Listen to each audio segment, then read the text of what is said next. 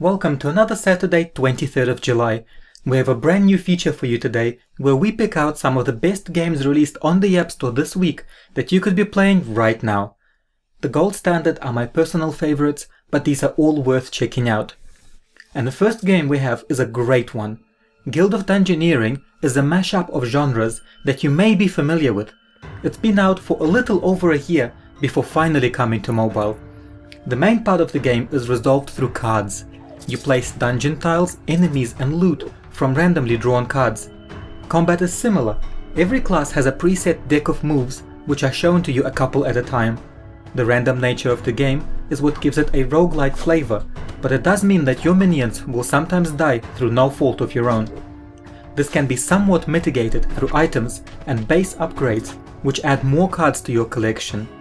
For better or worse, Guild of Dungeoneering feels very much like a board game, and there are enough unlockable classes to keep you occupied for a long time. Crusader Kings Chronicles is a choose-your-own-adventure gamebook set in the universe of the PC game Crusader Kings 2.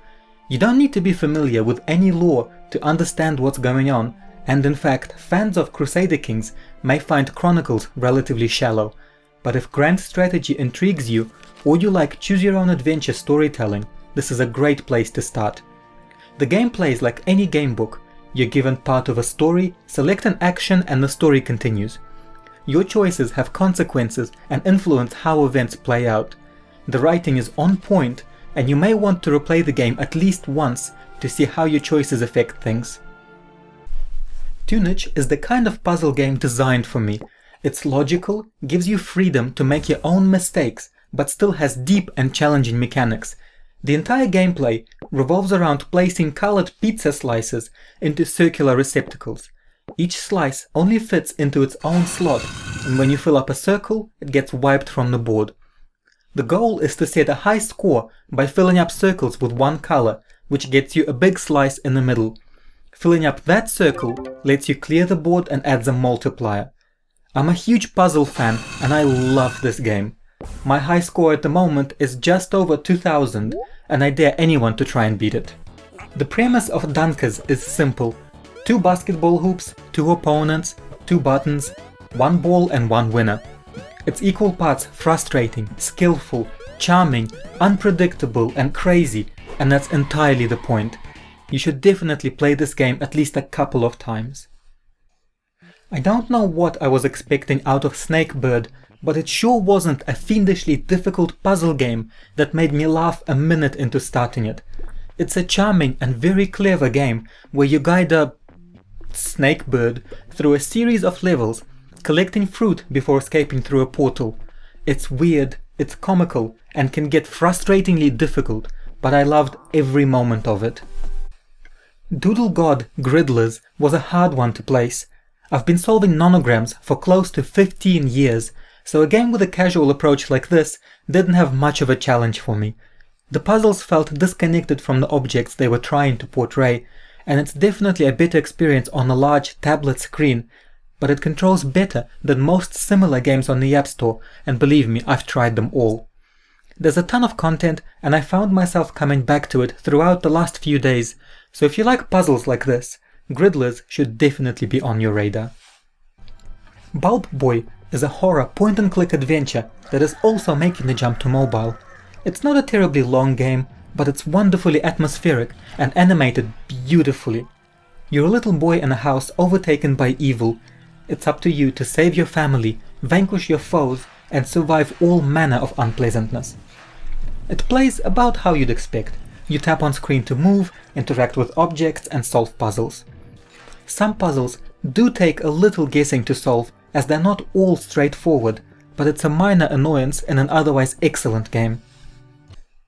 This isn't a new game by any means, but Love You to Bits is one of my favorites released this year, and it's just been updated with 2 new levels, Nest in the Forest and An Adventure in Black and White.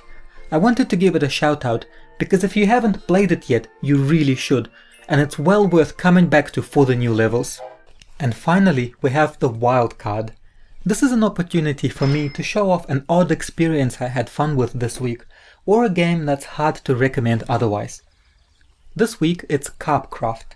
The game's tagline is real-time carp fishing, which translates to it being a simulator. Now, I'm not a professional fisherman. The last time I went fishing, an eel wrapped itself around my arm and wouldn't let go. But as far as I can tell, Carpcraft emulates the experience perfectly.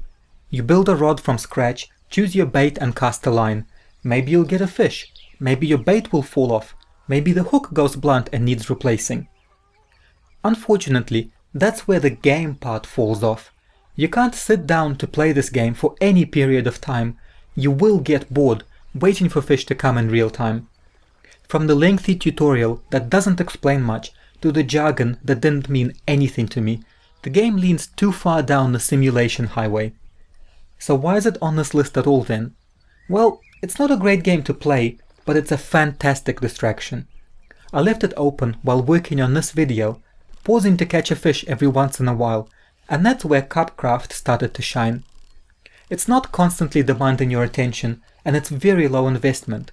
It doesn't really work as a game, but works incredibly well as background noise, like turning on a TV or a radio, and that's why it's this week's wildcard. And that's all we have for you today, but before I go, I'd like to say something to any developers that might be watching. If your game plays an ad before I even see a menu, you're doing it wrong.